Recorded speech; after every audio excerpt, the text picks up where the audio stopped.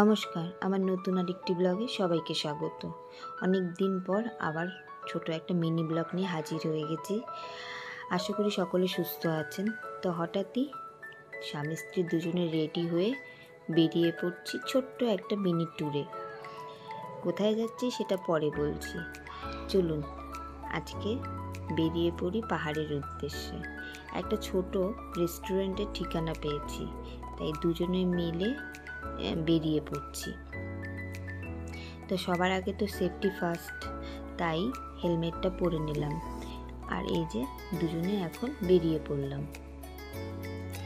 আর বেরিয়েই জ্যামে, বিশাল বড় লম্বা জ্যাম।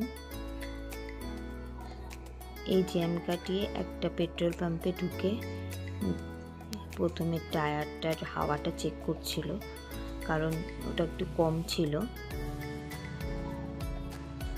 তারপরে তেল ভরে নিয়ে আমরা বেরিয়ে পড়ছি আবার।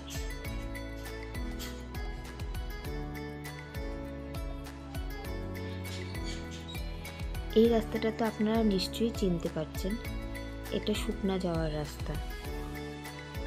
আর এই শুকনার সেই মোড়টা, এদিক দিয়ে আমার মেয়ের স্কুলের রাস্তা, মধুবন পার্ক।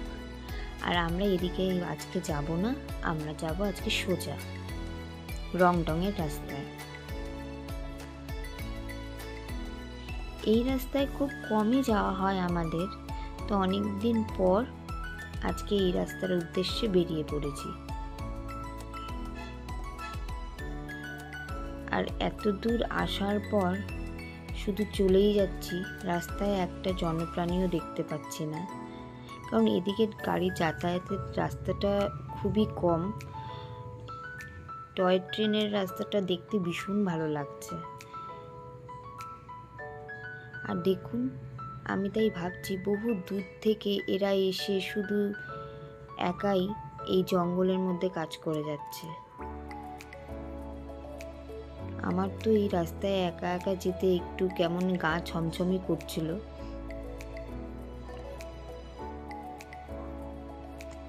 আর এই যে চলে এসেছি রংটং।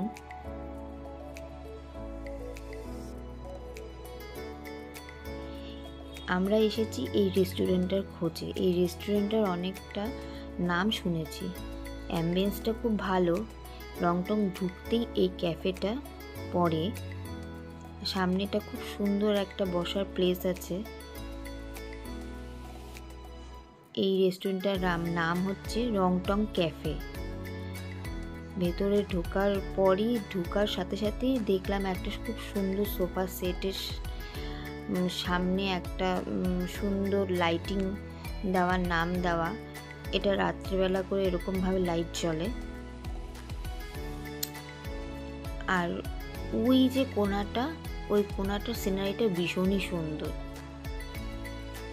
আর আমরা যখন গেছিলাম তখন রেস্টুরেন্টটা সম্পূর্ণ ফাঁকাই ছিল, তাই ভিডিও করতে খুব সুবিধা হয়েছে। আর দেখছেন এটার পিছনের ভিউটা কতটা সুন্দর।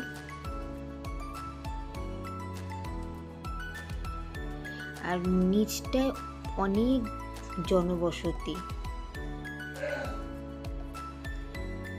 এই ভিউ দেখতে দেখতে এক কাপ কফি খাওয়া দারুণ বিশেষ এক মুহূর্তের, মানে কি বলবো, বিশেষ এক মুহূর্ত, মানে কি বলবো, দারুণ। আর এখানকার খাওয়াগুলো ভীষণই ভালো ছিল। আমরা তো প্রথমে এই চিকেন পকোড়াটা অর্ডার করেছিলাম, ভীষণই জুসি ছিল চিকেন পকোড়াটা, আর ভীষণই টেস্টি ছিল। তারপরে অর্ডার করেছিলাম এই চিজ ম্যাগিটা, এটাও ভীষণই স্পাইসি ছিল আর প্লাস ভীষণ টেস্টি ছিল।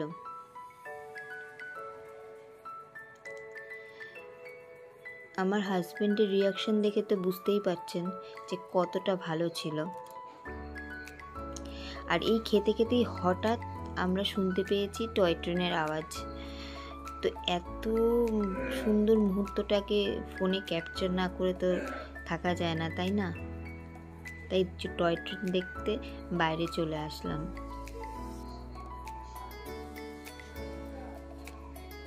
তারপর আমরা টেস্ট করেছিলাম চিলি মোমো।